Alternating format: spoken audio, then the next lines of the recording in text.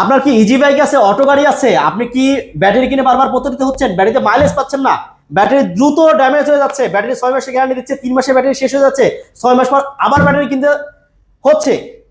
এই সমস্যার সমাধানে আরাব ট্রেড নিয়ে এসেছে লিথিয়াম ব্যাটারির সমাধান।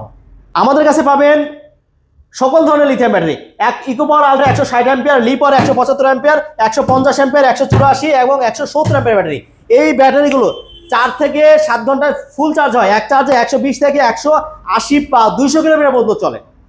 প্রত্যেকটা ব্যাটারি আছে 2 বছরের গ্যারান্টি, 3 বছরের ওয়ারেন্টি।